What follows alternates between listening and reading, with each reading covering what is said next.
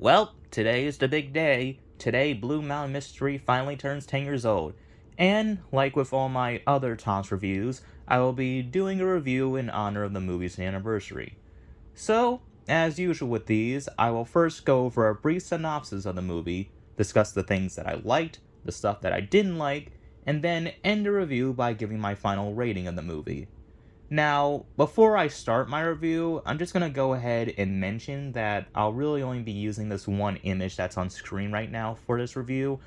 The reason being is that I was kind of slow when writing the script for this review, and I had to go somewhere today sometime before writing it, so I had to rush with this review in order to try and get it out today, but I still hope you all enjoy it, though I'll probably only apply for like 80 of you watching, maybe even less.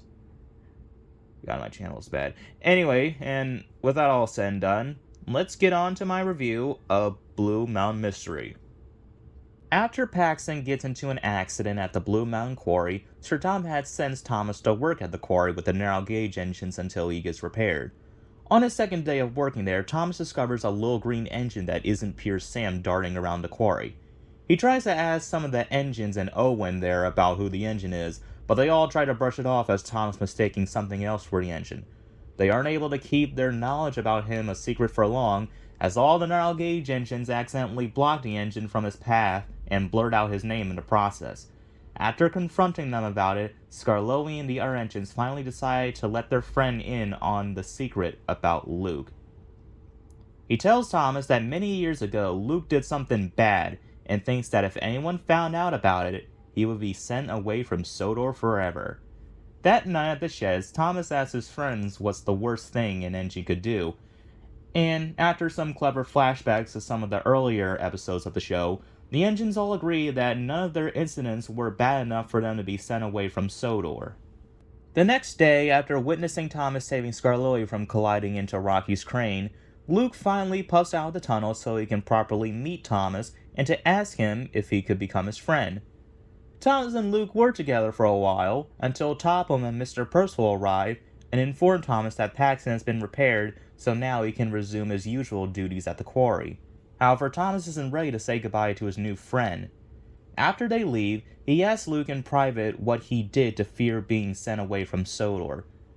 Luke tells him when he first came to Sodor, there was another engine who was on the same boat as he was, who spoke a different language. When the two of them finally arrived to Sodor, Luke optioned to be lifted off first, and when he did, he knocked the yellow engine into the sea. Believing that after he got rescued, he was sent to the smelter's yard, Luke lived in guilt for many years, believing that it was his fault for causing the engine's demise. Pretty reasonable. Anywho, the next day, Thomas asks Toby to work on his branch line again while he goes to find the yellow engine that Luke described. He first checks at the diesel works, to which he finds Paxton, who had overheard Luke telling his story to Thomas the previous day, now telling the story to Diesel, who is now determined to have Luke gone from Sodor by exposing him to Topham and Percival. Eventually, Thomas makes his way to the steamworks where he discovers that the yellow engine that Luke was with was Victor. Victor tells Thomas his part of the story. Apparently, during their journey to Sodor, the chains holding Victor in place broke free, and when he tried calling out to the dock workers, no one understood him, which was why they went for Luke first. Because of the bad weather, Victor was left in the water for a long time, and when he was finally lifted out, he was a mess. As no one could understand him, Victor decided to learn English, and his first word when asking what color he wanted to be was red. Now knowing the truth, Thomas raced back to the quarry to tell Luke what really happened, but before he could, all the narrow gauge engines turned against Thomas as he broke their trust for telling another engine about Luke, and things get even worse when Diesel arrives.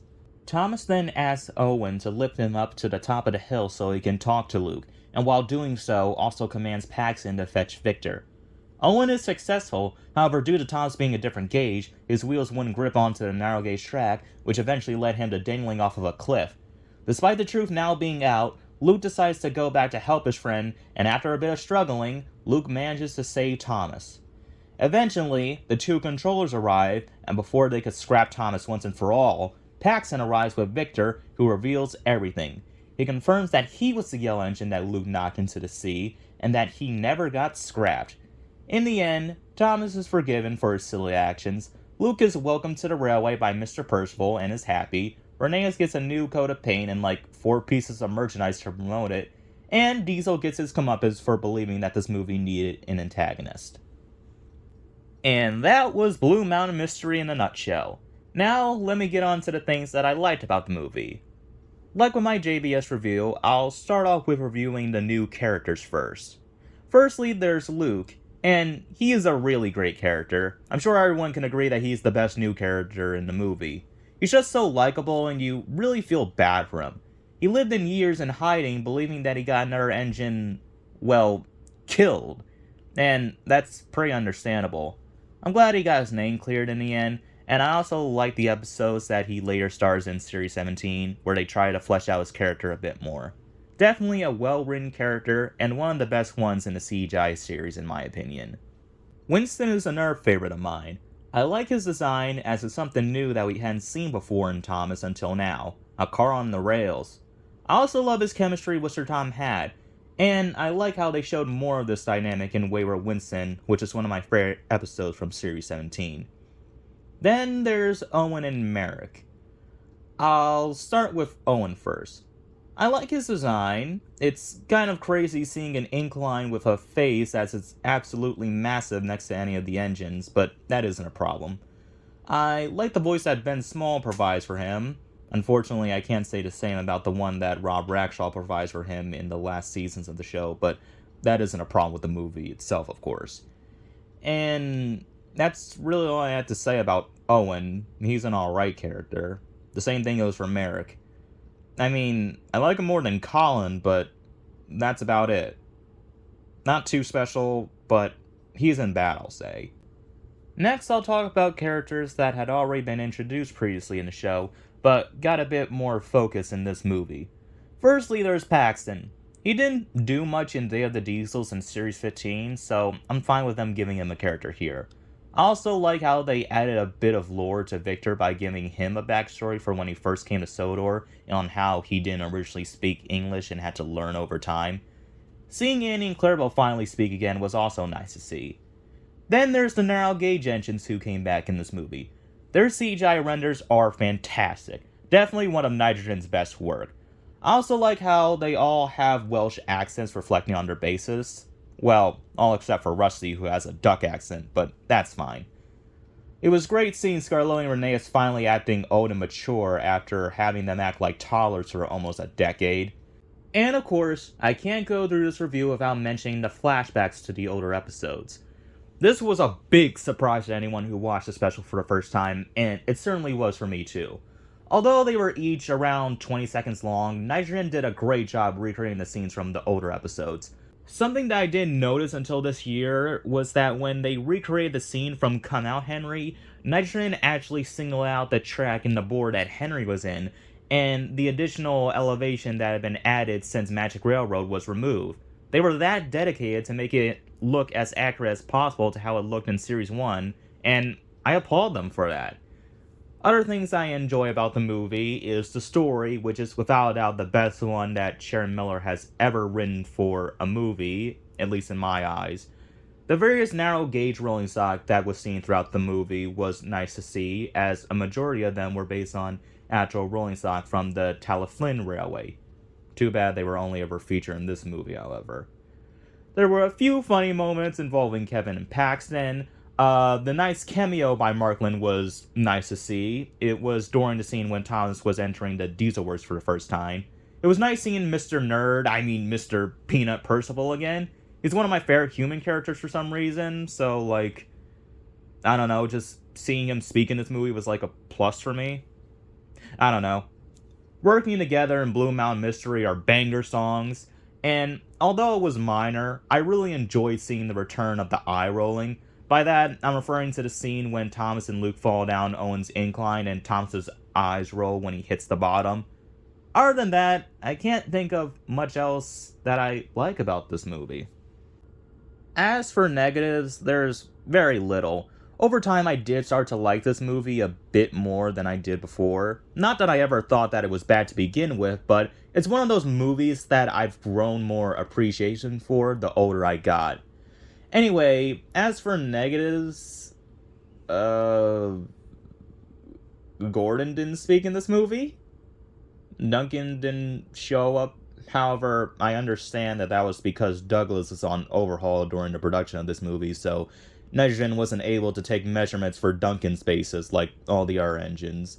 But at least he showed up in Series 18, and with a render that I would give my thoughts on now, but I'm sure anyone who hates that render would probably kill me if they heard my thoughts on it, so I won't. I feel as though that the Scarloy engines could have waited to listen what else Thomas had to say before they all got mad at him. I mean, it's understandable why they did get mad at him, as he did break their trust, and obviously they didn't choose to listen to him because movie needs the movie. But still, realistically, they could have waited a bit longer to hear what else he had to say. And although it was funny, it is confusing on how the remains of London Bridge ended up falling on Paxton, as logically it wouldn't have been able to due to where he was standing during the incident. And I think that's about it. Overall, a really solid movie, and a great movie at that for around the time this came out. Definitely the best movie to come out of the Nitrogen era, and the best thing to come out of the era in general, at least in my opinion. So, I'm going to give Blue Mountain Mystery an 8 out of 10, so around the same rating that I gave Journey Beyond Sodor. As for ranking on my favorite Tom's movie lists, probably 5th favorite movie out of the franchise. And that's pretty much it. Hope you guys enjoyed this review, and sorry if it wasn't as productive as my JBS review, though I don't think that really matters as my JBS review didn't do so well either. Anyway, I'll see you guys soon with an update video that I'm gonna be doing in about 2 days from now, probably. So, I'll see you guys then. Take care.